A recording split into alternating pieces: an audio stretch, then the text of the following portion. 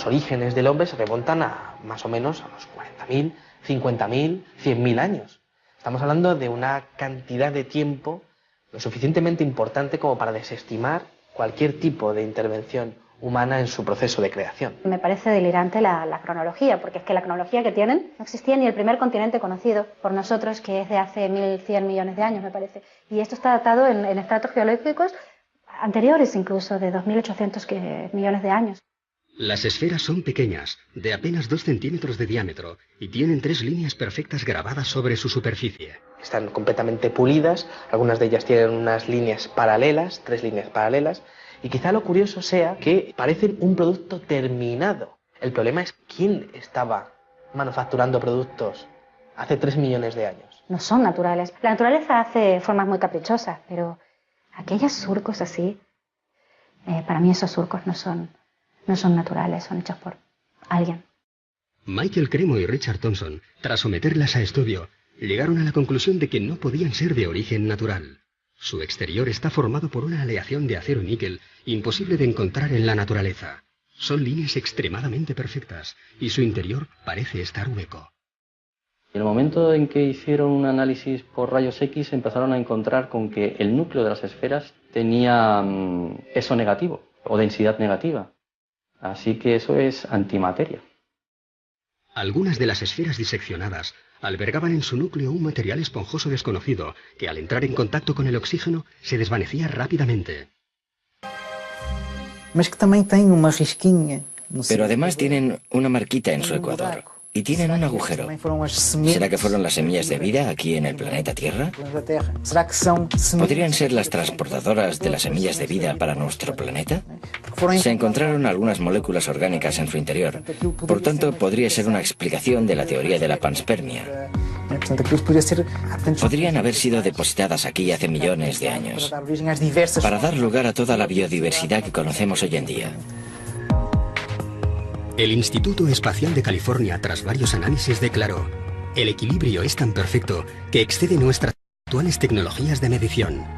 Mientras que los estudios de la NASA concluyeron que el único modo de crear un objeto similar, si existiese la tecnología para hacerlo, sería bajo gravedad cero. A pesar de los datos obtenidos, las esferas de Sudáfrica no han sido nunca consideradas como objeto de estudio para la ciencia más clásica y ortodoxa. Para estos estamentos, se trata de un simple capricho de la naturaleza. Curiosamente, de ser así, estaríamos ante el primer caso en que la comunidad científica internacional afirma que la naturaleza ha generado formas perfectas. Todos los grandes descubrimientos de la humanidad parecen tener algún tipo de relación con quienes nos visitan. Sin ir más lejos, parecen intervenir en el descubrimiento de la Hispaniola, en el descubrimiento de América, porque cuando Colón, la noche antes de ese 12 de octubre de 1492, está surcando las aguas, refleja en su libro de bitácora que unas extrañas luces están por encima de las velas de su embarcación. ¿Qué podían ser si no objetos no identificados? Si tú te vas al archivo de Indias, tienes muchas crónicas, especialmente las más interesantes son las de Pedro Cieza de León, que fue el que acompañó a Pizarro durante toda la conquista. Y ahí tienes historias rayanas con lo ufológico, o por lo menos que a día de hoy, en nuestro siglo XXI, seguramente más de uno interpretaría con la aparición de un objeto luminoso en los cielos, ¿no? Por ejemplo, cuando Pedro Cieza de León es el primero que describe en el desierto de Nazca hay unas extrañas líneas que los nativos van allí para venerar, para adorar, pero lo que es curioso es cuando Pedro Cieza de León se sube a una de las lomas donde mejor se ve alguna de las figuras y asegura que los nativos y él empiezan a observar una serie de soles que se mueven en los cielos, es decir, hay algo en el cielo que no es un solo sol, sino que hay más que se están moviendo y que parecen estar jugando alrededor de ese enigma tan maravilloso y tan descomunal como son las líneas de Nazca. Y esto está escrito en las crónicas de Indias, ¿no? Por lo tanto, parto de la idea de que en aquel momento, más que alucinaciones, pues algo deberían de estar viendo. Y ese algo, como decía Cieza de León, eran soles que se movían en el cielo. Si realmente estas luces u objetos no identificados acompañaron a los descubridores portugueses y españoles del siglo XVI, podrían estar también relacionadas con algunos de esos artefactos fuera del espacio y el tiempo que tanto intrigan a los historiadores. Es el caso del mapa de Piri Reis. 9 años después del descubrimiento de América, un corsario llamado Kemal Reis capturó 7 naves junto a las costas españolas. Alguno de los hombres que acompañó a Cristóbal Colón se encontraba entre los prisioneros que fueron interrogados por el pirata. Así que encomendó a su sobrino, el almirante Piri Reis, que confeccionase un mapa del mundo conocido, basándose en el relato de aquellos españoles cautivos. El resultado es un mapa pintado sobre cuero de gacela con todo tipo de detalles, dibujos y anotaciones en las que afirma haber obtenido la información de 24 mapas distintos. Uno de ellos perteneciente a Cristóbal Colón, alguno de la época tolemaica e incluso algunos provenientes de lo que él llamó los antiguos reyes del mar. Piri Reis afirma que sus fuentes son muy anteriores y eso nos estaría dando unos datos que por supuesto romperían completamente, ¿no?, con la ortodoxia, ya no sobre los chinos o los polinesios, que sí que ya llegaron por lo menos 500 años antes que Cristóbal Colón, pero datos mucho más antiguos todavía. Me llama mucho la atención algunos detalles que ya no existían en aquel entonces o que no se habían descubierto, ¿no?, como es el tema de la Antártida, ¿no?, que hace la Antártida allí, ¿no?, en un mapa confeccionado encima de cuero de gacela, ¿no? O se ven, lo más importante a veces quizás incluso son los dibujos de animales. Allí, por ejemplo, se aprecian llamas encima de los Andes y todavía no se había llegado a aquella zona. ¿Cómo es posible que ya apareciera identificado como tal? Las Islas Malvinas, la desembocadura del río Amazonas o el cauce de algunos ríos del interior del continente africano son algunos de los territorios que no deberían aparecer en un mapa de principios del siglo XVI. Nuevamente nos encontramos ante una pieza que hace temblar algunos de los principios más sólidos de la historia convencional. No solo el mapa de Piri Reis, sino muchos otros mapas anteriores muestran las costas americanas y, sin embargo, la ciencia, los historiadores, siguen diciendo que América fue descubierta en 1492. Naturalmente, esos mapas anteriores han sido validados por esos mismos científicos. No es un contrasentido que sigamos diciendo que Colón fue el descubridor de América. En mi opinión, fue el que mejor marketing tuvo. América no es un continente que se haya descubierto en el año 1492. Es un continente que se reencontró en 1492. Pero es que si te remontas en el tiempo, tienes vestigios mucho más antiguos, vestigios de hace 10, 12.000 años, ¿no? Es decir, es que hay arte rupestre donde están representados una serie de elementos que aparentemente o te los han traído de fuera, o si no es imposible que el que pintó estos elementos tuviera un conocimiento previo de lo que se estaba haciendo en otros continentes, ¿no? Entonces a mí me gusta hablar, por ejemplo, de Eratóstenes, que en el año 300 antes de nuestra era, gracias a conocimientos que en aquel entonces ya existían en la desaparecida Biblioteca de Alejandría, pues pudo conocer que la Tierra era completamente redonda. Y sin embargo aquello, como se sabe, lo perdimos con el paso del tiempo. Fue primero Agustín de Hipona el que empezó a decir que la Tierra no podía ser redonda, porque si así fuera la gente que estuviera abajo se caería. Fueron muchos los tesoros arqueológicos que, una vez descubierto o redescubierto el Nuevo Mundo, pasaron desapercibidos para aquellos navegantes portugueses y españoles del siglo XVI. Algunos, como las llamadas piedras de Ica, mantuvieron ocultos sus secretos hasta nuestros días, como si estos Supart tuviesen la extraña manía de dinamitar todas las cronologías de la historia del ser humano, como si estuvieran ahí con la clara intención de hacernos dudar. Quizá otro de los oparts más interesantes de la historia venga de las piedras de Ica. Estos son unas piedras, unos cantos rodados que están marcados, que están pulidos, perfectamente pulidos, y que tienen unos extraños dibujos en su interior. Esas piedras están mostrando diferentes estados del desarrollo de diferentes dinosaurios. Están exponiendo conocimientos muy exhaustivos sobre operaciones prácticamente a corazón abierto. De grandes dinosaurios que están siendo cazados por los hombres de aquella época. Triceratops o plesiosaurios en esas piedras. Entonces, ¿cómo conocían la existencia de esos monstruos si es que no los habían visto en algún momento, ¿no? Están mostrando a una auténtica batalla entre seres humanos y dinosaurios, algo que es imposible de pensar para la ciencia actual. La historia que se cuenta en esas piedras de Ica es prácticamente ciencia ficción.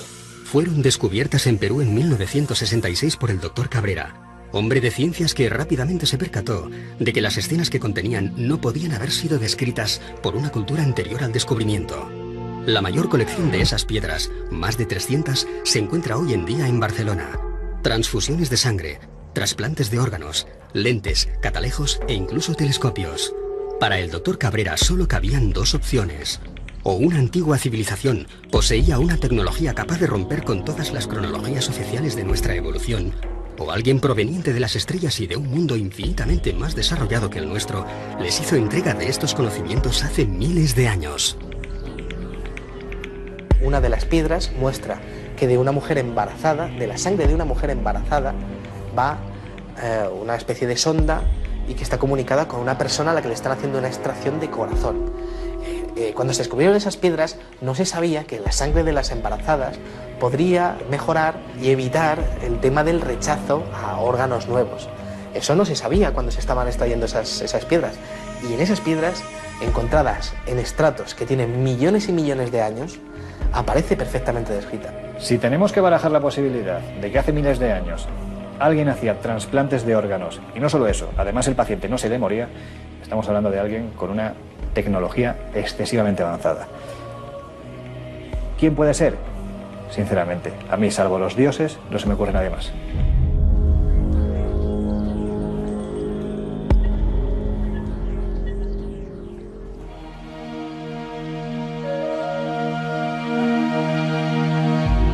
A principios del siglo XX se descubre el mecanismo de Antikythera, uno de los pocos UPAs reconocidos y validados por la comunidad científica internacional. Una calculadora mecánica de bronce cubierta de signos e inscripciones en griego antiguo, que fue diseñada para calcular con total precisión los movimientos del Sol, la Luna y de otros cuerpos celestes como Mercurio o Venus. Podía predecir eclipses e incluso mostraba órbitas de planetas desconocidos en las fechas en las que fue datado. El artefacto fue rescatado de las profundidades del mar, de los restos de una embarcación griega del año 150 a.C. ¿Cómo es posible que un mecanismo con un sistema de transmisión aparezca en la época de los griegos? Se supone que son las cadenas de transmisión aparecen durante la Revolución Industrial, hacia el siglo XVIII aproximadamente. Y al conformar las piezas, al unirlas como si fuera un puzzle que nos venía ni más ni menos que de 2000 años atrás, se dieron cuenta de que aquello era lo más parecido a un reloj astronómico. Con lo cual es imposible, porque algo parecido no aparece hasta plena Edad Media, es decir, unos 1100 años más tarde, cuando empiezan a aparecer los primeros relojes mecánicos, ¿no? La pieza esa en particular presenta elementos del siglo XVI. Cuando se ha puesto en marcha, máquinas hechas a imagen y semejanza del mecanismo de Antikythera, pues se ha visto que con ese mecanismo se pueden seguir los movimientos de planetas desconocidos hasta el siglo XVI.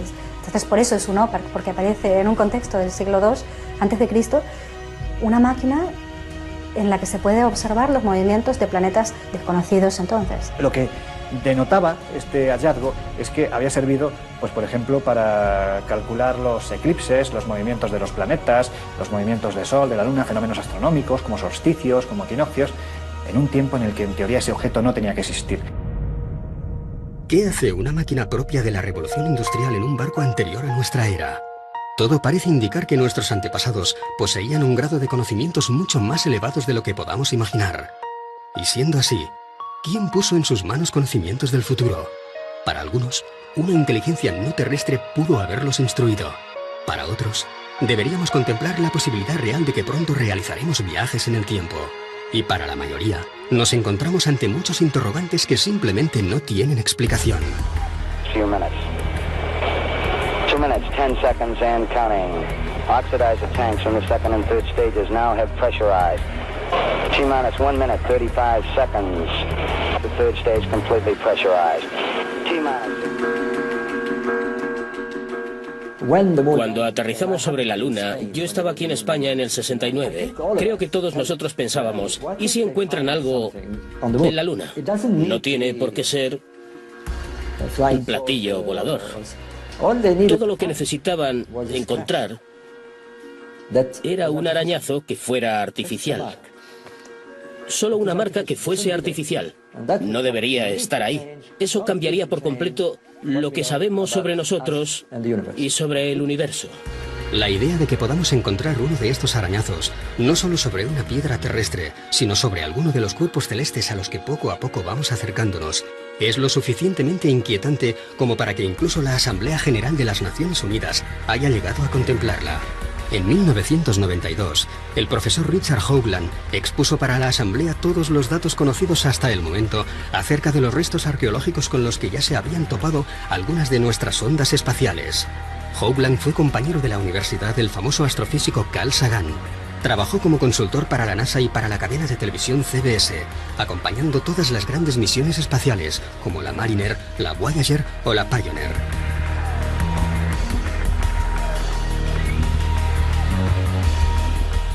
Pero fue la misión Viking la que, tras fotografiar sobre Marte una serie de formaciones rocosas muy similares a un rostro humano y lo que parecía ser las ruinas de una antigua civilización junto a una gigantesca pirámide, lo que llevó a Hoagland a especializarse en esta nueva modalidad de arqueología.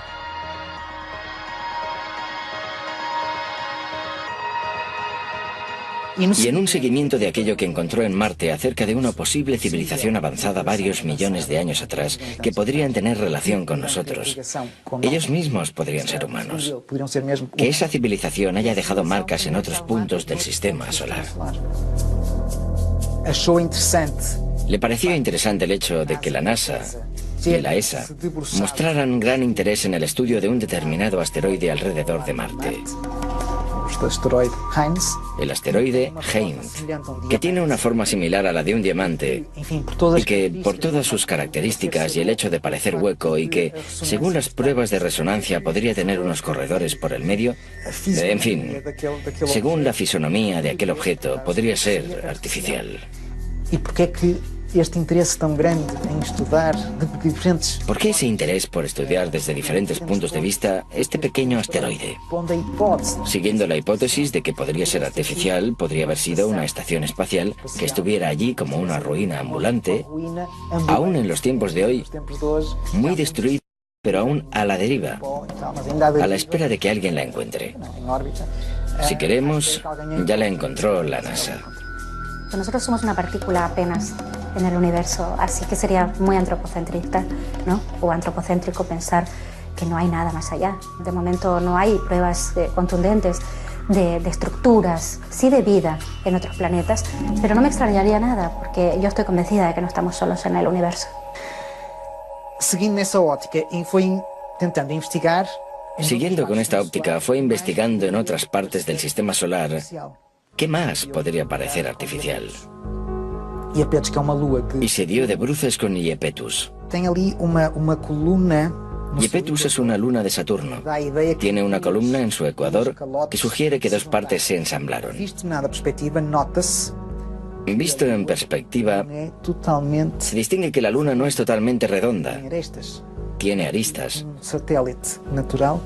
¿Cómo es que un satélite natural tiene aristas?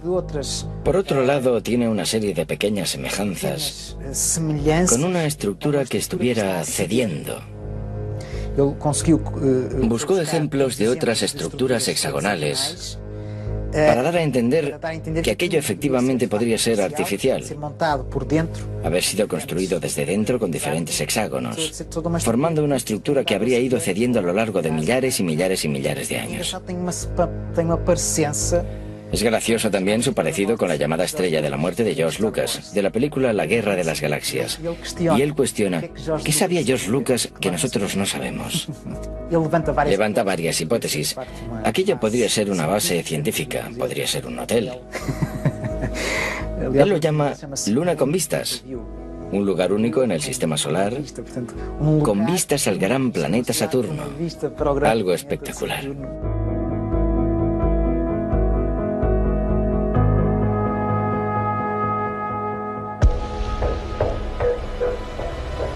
¿Dónde viene escrito quiénes somos? O mejor dicho, ¿dónde viene escrito quiénes fuimos? Puede que aún no hayamos encontrado la pieza arqueológica definitiva, pero da la sensación de que, cuanto más excavamos y removemos nuestro pasado, más preguntas desenterramos. Está admitido que el nacimiento de la escritura está en torno al 3500 a.C. en la región de Mesopotamia. Pero sin embargo, algunos hallazgos inquietantes hacen preguntarnos y cuestionarnos si esa datación es fidedigna, porque por ejemplo en Francia como en Portugal hemos encontrado alfabetos que parecen aludir a que el inicio de la escritura habría entrado por la península ibérica. En Albaón, a finales del siglo XIX, por allá por 1895 y hasta 1903, se encontraron en las inmediaciones de Dólmenes algunas piedras zoomorfas y antropomorfas que presentaban unos grabados parecidos a los de los signos iberotartésicos. Con figuras antropomórficas, zoomórficas, montando animales. Pero también, y es lo más importante, un conjunto de inscripciones muy próximas a un alfabeto. Por el contexto en el que fueron encontrados, porque esto sí que fue encontrado en un contexto arqueológico, y parecían tener casi 6.000 años, o sea, las dataron en el 4000 a.C. Esto, pues claro que rompería con el típico paradigma de que la escritura nació en Mesopotamia. Podría haber nacido en la península ibérica.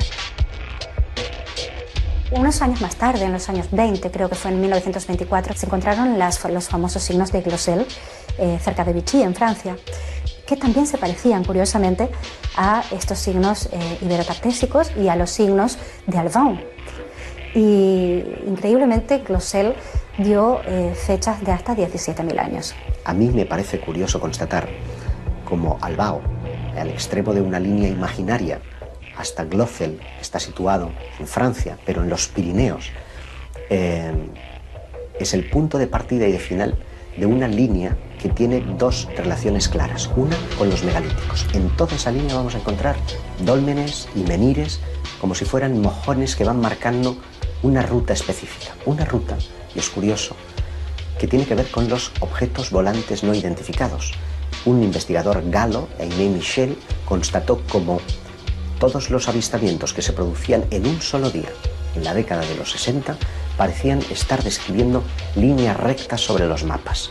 La más importante de todas ellas tenía su inicio en Vichy, en Francia, donde se descubrió el alfabeto de Glosel, y terminaba en Portugal, en Albao.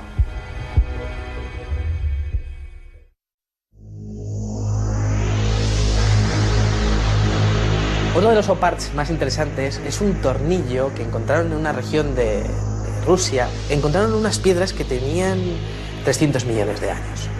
De repente apareció un extraño fósil de lo que parecería ser un tornillo.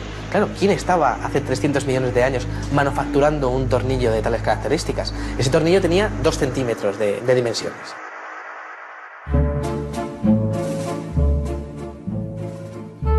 Tres siglos antes del nacimiento de Cristo, el pensador griego Arquitas de Tarento inventa el tornillo. Y por insignificante que pueda parecernos hoy en día, gracias a él nos convertimos en una especie tecnológicamente inigualable. Todo lo que inventamos necesita algún tornillo para mantenerse en pie. Aquella pieza encontrada en Rusia podría haber sido construida hace 300 millones de años. El ser humano no poblaría la Tierra hasta 250 millones de años más tarde. Es simplemente imposible. Ninguno de estos objetos debería estar donde fue encontrado. Viajes en el tiempo, civilizaciones perdidas hace millones de años, o restos de algún tipo de visita proveniente de otro planeta muy similar al nuestro. Nos encontramos ante un nuevo eslabón perdido, o simplemente ante el tornillo que nos falta. Si tú coges un metro, por ejemplo, como medida, y pones aquí al principio del metro 200.000 años, 200.000 que es nada, y pones aquí el año 2013 que estamos, hemos tenido en nuestra historia, creo, no sé si son 17 o 19 civilizaciones, fenicias, faraónicas, romanas, griegas, españolas, etcétera, etcétera, en los últimos 5.000 años. A esta escala de un metro, 200.000. Y nosotros, las 17 o 19 civilizaciones que conocemos entran en 3 milímetros. 3 milímetros entran 17 o 19 civilizaciones. A principios del pasado siglo, se generalizó la creencia de que el ser humano ya había inventado todo lo que se podía inventar. Aún no existían los relojes digitales resistentes al agua, ni los ordenadores personales, ni la fregona. Einstein aún no había desarrollado la teoría de la relatividad, no existía la máquina de coser, y los microchips y el láser no formaban parte ni de la ciencia ficción. ¿Cómo reaccionaría una persona de 1903 al encontrarse ante un ascensor, unos prismáticos o unos auriculares? Seguramente del mismo modo que nosotros, hoy, reaccionamos ante una serie de objetos que no logramos catalogar. Los UPART no solamente ponen en jaque a la ciencia más convencional, sino que desafían toda la lógica de nuestro evolucionado siglo XXI. Esto es un teléfono móvil que mi hija que llama eso un dinosaurio, pero en fin, es un teléfono móvil. Si yo cojo este teléfono móvil y lo voy atrás en el tiempo, no mucho, a 70 años, y tengo una mesa de 4 genios, von Braun, Oppenheimer, Fermi, Einstein, y le pongo eso en la mesa. Y lo miran, le digo, ¿qué es? Son genios, cuidado. No saben. Desde siempre creo que el ser humano ha tenido miedo a lo desconocido, ha tenido temor a los cambios, a la evolución de sus creencias. Por lo tanto, yo creo que no es nada raro que ante la aparición de un OPART sientan este miedo, porque esto podría traspasar los límites de los paradigmas históricos que eran aceptados hasta entonces. Si encontramos un artefacto que pueda probar, ¿quién sabe? Que ha habido visitas extraterrestres. La gran pregunta es ¿cómo y quién se va a hacer cargo de ello? Entonces es incómodo para la ciencia, pero es incómodo también para los especialistas más heterodoxos. ¿Y dónde radica precisamente su esplendor? Pues en que revela un nivel de tecnología impropio para la época en la que fueron encontrados. A la gente no le gustan los cambios. Estos son templos mortuorios, esto es tal y esto es cual. No, no podemos. No podemos porque necesitamos entender qué hacemos en este planeta. Necesitamos saber por qué estamos aquí, de dónde venimos, por qué somos tan diferentes del resto de la naturaleza. Y si eso nos conduce a algo más, si nos conduce a otro tipo de conexiones, ¿por qué no? Podríamos estar conectados con el cosmos.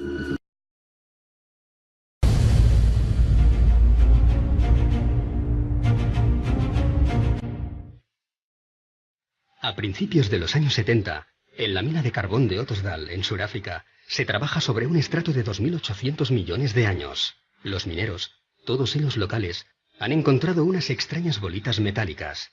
La roca de la que proceden corresponde a una era en la que supuestamente no existía ningún tipo de vida inteligente.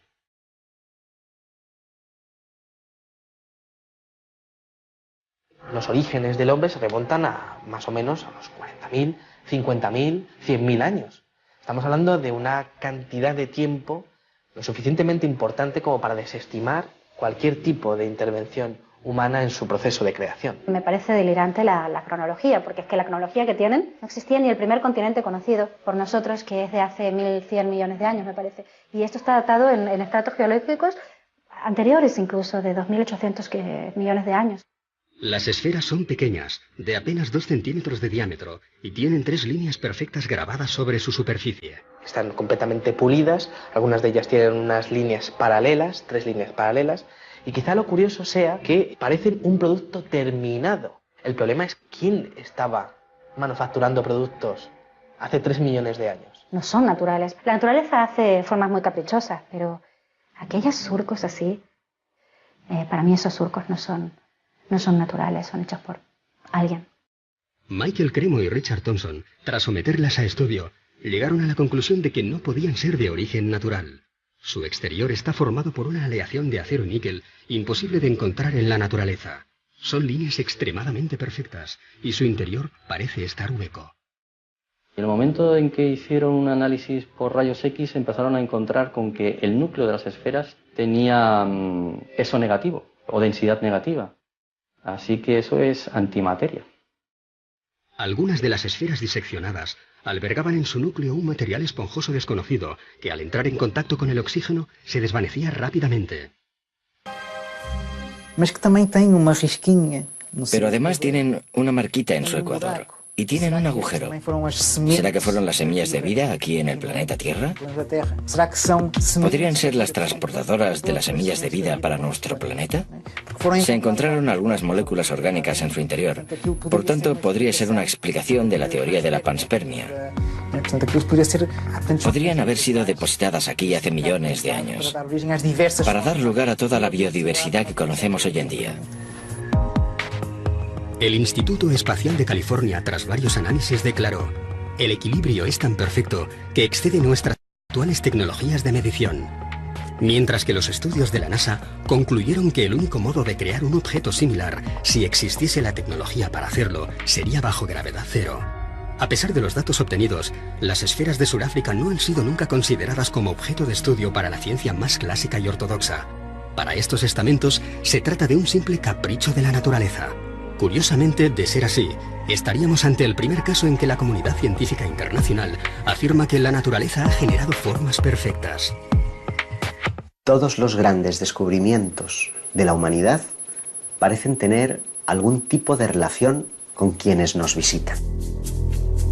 Sin ir más lejos, parecen intervenir en el descubrimiento de la Hispaniola, en el descubrimiento de América, porque cuando Colón, la noche antes de ese 12 de octubre de 1492, está surcando las aguas, refleja en su libro de bitácora que unas extrañas luces están por encima de las velas de su embarcación. ¿Qué podían ser si no objetos no identificados? Si tú te vas al archivo de Indias, tienes muchas crónicas, especialmente las más interesantes son las de Pedro Cieza de León, que fue el que acompañó a Pizarro durante toda la conquista. Y ahí tienes historias rayanas con lo ufológico, o por lo menos que a día de hoy, en nuestro siglo XXI, seguramente más de uno interpretaría con la aparición de un objeto luminoso en los cielos, ¿no? Por ejemplo, cuando Pedro Cieza de León es el primero que describe en el desierto de Nazca hay unas extrañas líneas que los nativos van allí para venerar, para adorar, pero lo que es curioso es cuando Pedro Cieza de León se sube a una de las lomas donde mejor se ve alguna de las figuras y asegura que los nativos y él empiezan a observar una serie de soles que se mueven en los cielos. Es decir, hay algo en el cielo que no es un solo sol, sino que hay más que se están moviendo y que parecen estar jugando alrededor de ese enigma tan maravilloso y tan descomunal como son las líneas de Nazca. Y esto está escrito en las crónicas de Indias, ¿no? Por lo tanto, parto de la idea de que en aquel momento, más que alucinaciones, pues algo deberían de estar viendo. Y ese algo, como decía Cieza de León, eran soles que se movían en el cielo. Si realmente estas luces u objetos no identificados acompañaron a los descubridores portugueses y españoles del siglo XVI, podrían estar también relacionadas con algunos de esos artefactos fuera del espacio y el tiempo que tanto intrigan a los historiadores. Es el caso del mapa de Piri Reis. 9 años después del descubrimiento de América, un corsario llamado Kemal Reis capturó 7 naves junto a las costas españolas. Alguno de los hombres que acompañó a Cristóbal Colón se encontraba entre los prisioneros que fueron interrogados por el pirata. Así que encomendó a su sobrino, el almirante Piri Reis, que confeccionase un mapa del mundo conocido, basándose en el relato de aquellos españoles cautivos. El resultado es un mapa pintado sobre cuero de gacela con todo tipo de detalles, dibujos y anotaciones en las que afirma haber obtenido la información de 24 mapas distintos. Uno de ellos perteneciente a Cristóbal Colón, alguno de la época tolemaica e incluso algunos provenientes de lo que él llamó los antiguos reyes del mar. Piri Reis afirma que sus fuentes son muy anteriores y eso nos estaría dando unos datos que por supuesto romperían completamente, ¿no?, con la ortodoxia, ya no sobre los chinos o los polinesios, que sí que ya llegaron por lo menos 500 años antes que Cristóbal Colón, pero datos mucho más antiguos todavía. Me llaman mucho la atención algunos detalles que no existían en aquel entonces o que no se habían descubierto, ¿no?, como es el tema de la Antártida, ¿no?, que hace la Antártida allí, ¿no?, en un mapa confeccionado encima de cuero de gacela, ¿no? O se ven, lo más importante a veces quizás incluso son los dibujos de animales. Allí, por ejemplo, se aprecian llamas encima de los Andes y todavía no se había llegado a aquella zona. ¿Cómo es posible que ya apareciera identificado como tal? Las Islas Malvinas, la desembocadura del río Amazonas o el cauce de algunos ríos del interior del continente africano son algunos de los territorios que no deberían aparecer en un mapa de principios del siglo XVI. Nuevamente nos encontramos ante una pieza que hace temblar algunos de los principios más sólidos de la historia convencional. No solo el mapa de Piri Reis, sino muchos otros mapas anteriores muestran las costas americanas y, sin embargo, la ciencia, los historiadores, siguen diciendo que América fue descubierta en 1492. Naturalmente, esos mapas anteriores han sido validados por esos mismos científicos. No es un contrasentido que sigamos diciendo que Colón fue el descubridor de América. En mi opinión, fue el que mejor marketing tuvo. América no es un continente que se haya descubierto en el año 1492. Es un continente que se reencontró en 1492. Pero es que si te remontas en el tiempo, tienes vestigios mucho más antiguos, vestigios de hace 10, 12.000 años, ¿no? Es decir, es que hay arte rupestre donde están representados una serie de elementos que aparentemente o te los han traído de fuera, o si no es imposible que el que pintó estos elementos tuviera un conocimiento previo de lo que se estaba haciendo en otros continentes, ¿no? Entonces a mí me gusta hablar, por ejemplo, de Eratóstenes, que en el año 300 antes de nuestra era, gracias a conocimientos que en aquel entonces ya existían en la desaparecida Biblioteca de Alejandría, pues pudo conocer que la Tierra era completamente redonda.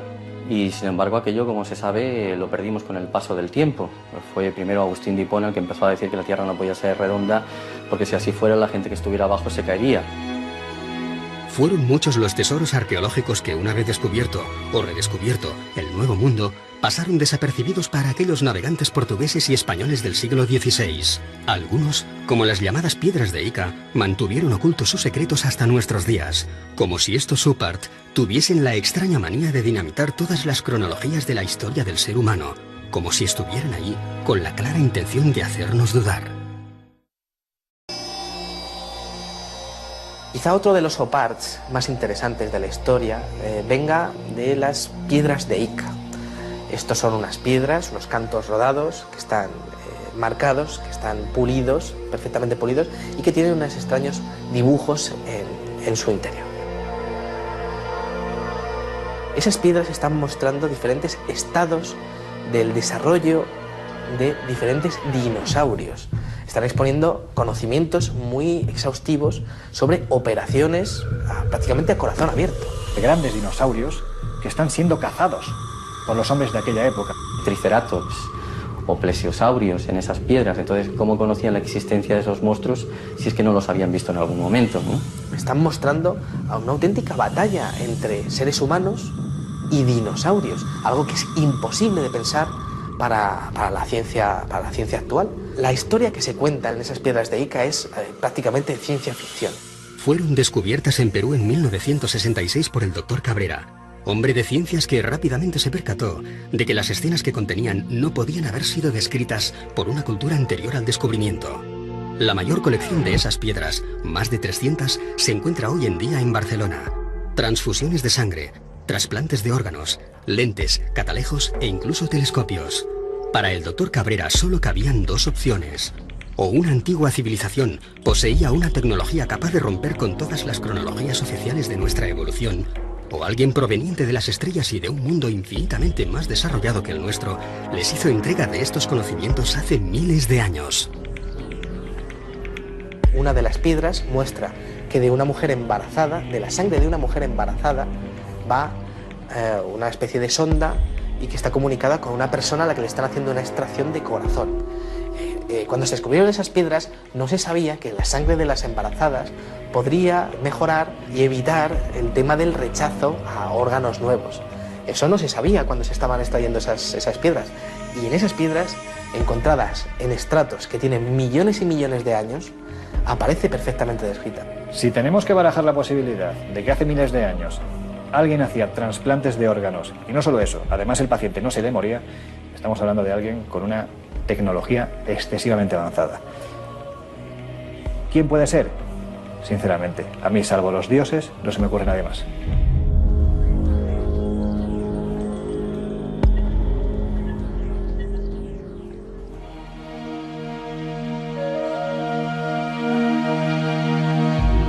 A principios del siglo XX se descubre el mecanismo de Antikythera, uno de los pocos UPAs reconocidos y validados por la comunidad científica internacional.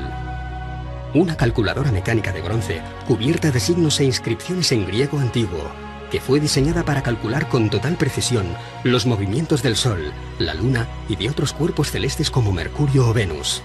Podía predecir eclipses e incluso mostraba órbitas de planetas desconocidos en las fechas en las que fue datado. El artefacto fue rescatado de las profundidades del mar, de los restos de una embarcación griega del año 150 a.C. ¿Cómo es posible que un mecanismo con un sistema de transmisión aparezca en la época de los griegos? Se supone que son las cadenas de transmisión aparecen durante la Revolución Industrial, hacia el siglo XVIII aproximadamente. Y al conformar las piezas, al unirlas como si fuera un puzzle que nos venía ni más ni menos que de 2000 años atrás, se dieron cuenta de que aquello era lo más parecido a un reloj astronómico. Con lo cual es imposible, porque algo parecido no aparece hasta plena Edad Media, es decir, unos 1100 años más tarde, cuando empiezan a aparecer los primeros relojes mecánicos, ¿no? La pieza esa en particular presenta elementos del siglo XVI. Cuando se ha puesto en marcha, con máquinas hechas a imagen y semejanza del mecanismo de Antikythera, pues se ha visto que con ese mecanismo se pueden seguir los movimientos de planetas desconocidos hasta el siglo XVI. Entonces, por eso es un OPARC, porque aparece en un contexto del siglo II a.C. una máquina en la que se puede observar los movimientos de planetas desconocidos entonces. Lo que denotaba este hallazgo es que había servido, pues por ejemplo, para calcular los eclipses, los movimientos de los planetas, los movimientos del Sol, de la Luna, fenómenos astronómicos como solsticios, como equinoccios, en un tiempo en el que en teoría ese objeto no tenía que existir. ¿Qué hace una máquina propia de la revolución industrial en un barco anterior a nuestra era? Todo parece indicar que nuestros antepasados poseían un grado de conocimientos mucho más elevados de lo que podamos imaginar. Y siendo así, ¿quién puso en sus manos conocimientos del futuro? Para algunos, una inteligencia no terrestre pudo haberlos instruido. Para otros, deberíamos contemplar la posibilidad real de que pronto realizaremos viajes en el tiempo. Y para la mayoría, nos encontramos ante muchos interrogantes que simplemente no tienen explicación. 2 minutes, 10 seconds and counting. Oxidizer tanks from the second and third stages now have pressurized. T-minus 1 minute, 35 seconds. The third stage completely pressurized. Cuando aterrizamos sobre la Luna, yo estaba aquí en España en el 69. Creo que todos nosotros pensábamos, ¿y si encuentran algo en la Luna? No tiene por qué ser un platillo volador. Todo lo que necesitaban encontrar era un arañazo que fuera artificial. Solo una marca que fuese artificial. No debería estar ahí. Eso cambiaría por completo lo que sabemos sobre nosotros y sobre el universo. La idea de que podamos encontrar uno de estos arañazos, no solo sobre una piedra terrestre, sino sobre alguno de los cuerpos celestes a los que poco a poco vamos acercándonos, es lo suficientemente inquietante como para que incluso la Asamblea General de las Naciones Unidas haya llegado a contemplarla. En 1992, el profesor Richard Hoagland expuso para la Asamblea todos los datos conocidos hasta el momento acerca de los restos arqueológicos con los que ya se habían topado algunas de nuestras sondas espaciales. Hoagland fue compañero de la universidad del famoso astrofísico Carl Sagan. Trabajó como consultor para la NASA y para la cadena de televisión CBS, acompañando todas las grandes misiones espaciales, como la Mariner, la Voyager o la Pioneer.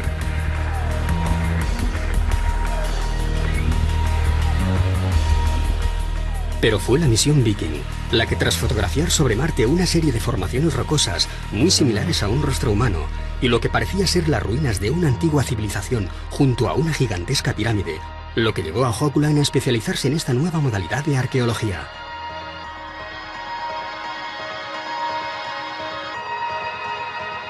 Y en un seguimiento de aquello que encontró en Marte acerca de una posible civilización avanzada varios millones de años atrás que podrían tener relación con nosotros. Ellos mismos podrían ser humanos.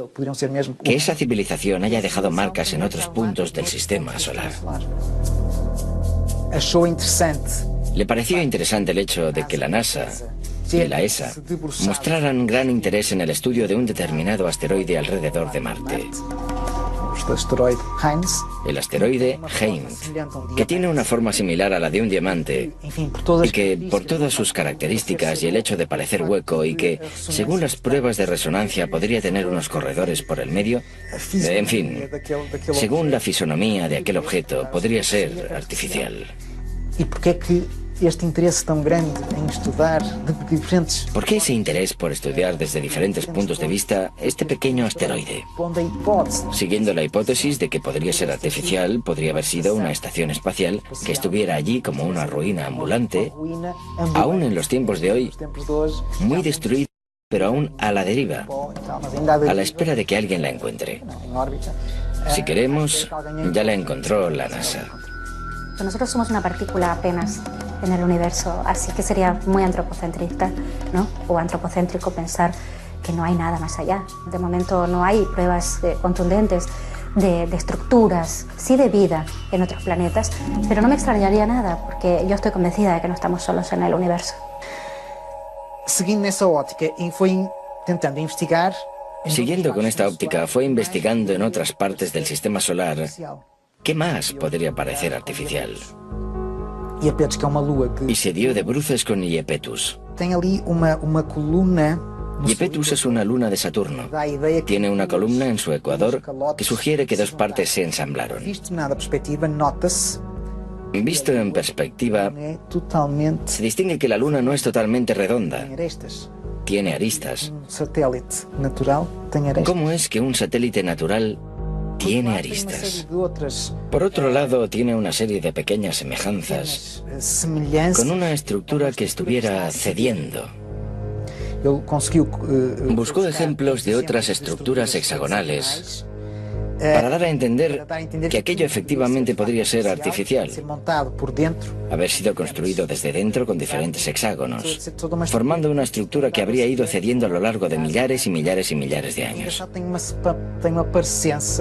Es gracioso también su parecido con la llamada Estrella de la Muerte de George Lucas, de la película La Guerra de las Galaxias. Y él cuestiona, ¿qué sabía George Lucas que nosotros no sabemos? Levanta varias hipótesis. Aquello podría ser una base científica, podría ser un hotel.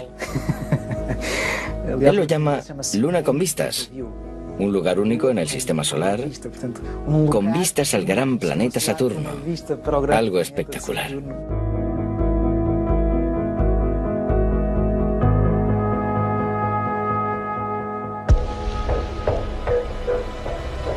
¿Dónde viene escrito quiénes somos? O mejor dicho, ¿dónde viene escrito quiénes fuimos? Puede que aún no hayamos encontrado la pieza arqueológica definitiva, pero da la sensación de que cuanto más excavamos y removemos nuestro pasado, más preguntas desenterramos. Está admitido que el nacimiento de la escritura está en torno al 3500 a.C. en la región de Mesopotamia. Pero sin embargo, algunos hallazgos inquietantes hacen preguntarnos y cuestionarnos si esa datación es fidedigna, porque por ejemplo en Francia como en Portugal hemos encontrado alfabetos que parecen aludir a que el inicio de la escritura habría entrado por la península ibérica. En Albaon, a finales del siglo XIX, por allá por 1895 y hasta 1903, se encontraron en las inmediaciones de Dólmenes algunas piedras zoomorfas y antropomorfas que presentaban unos grabados parecidos a los de los signos iberotartésicos. Con figuras antropomórficas, zoomórficas, montando animales. Pero también, y es lo más importante, un conjunto de inscripciones muy próximas a un alfabeto. Por el contexto en el que fueron encontrados, porque esto sí que fue encontrado en un contexto arqueológico, y parecían tener casi 6.000 años, o sea, las dataron en el 4000 a.C. Esto, pues claro que rompería con el típico paradigma de que la escritura nació en Mesopotamia. Podría haber nacido en la península ibérica. Unos años más tarde, en los años 20, creo que fue en 1924, se encontraron los famosos signos de Glosel cerca de Vichy, en Francia, que también se parecían, curiosamente, a estos signos iberotartésicos y a los signos de Albaon. Y, increíblemente, Glosel dio fechas de hasta 17.000 años.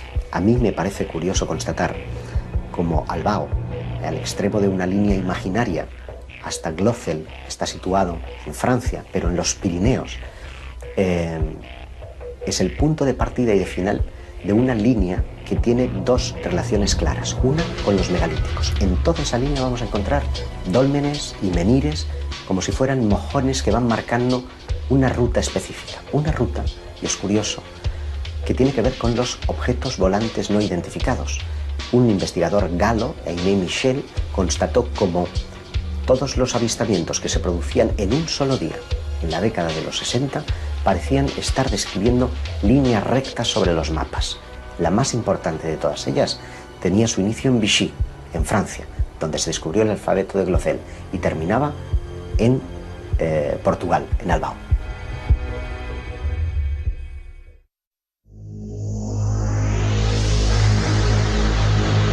Uno de los oparts más interesantes es un tornillo que encontraron en una región de Rusia. Encontraron unas piedras que tenían 300 millones de años. De repente apareció un extraño fósil de lo que parecería ser un tornillo. Claro, ¿quién estaba hace 300 millones de años manufacturando un tornillo de tales características? Ese tornillo tenía 2 centímetros de dimensiones.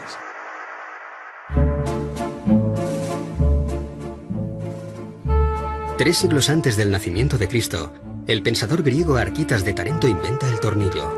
Y por insignificante que pueda parecernos hoy en día, gracias a él nos convertimos en una especie tecnológicamente inigualable. Todo lo que inventamos necesita algún tornillo para mantenerse en pie. Aquella pieza encontrada en Rusia podría haber sido construida hace 300 millones de años. El ser humano no poblaría la Tierra hasta 250 millones de años más tarde. Es simplemente imposible. Ninguno de estos objetos debería estar donde fue encontrado. Viajes en el tiempo, civilizaciones perdidas hace millones de años o restos de algún tipo de visita proveniente de otro planeta muy similar al nuestro.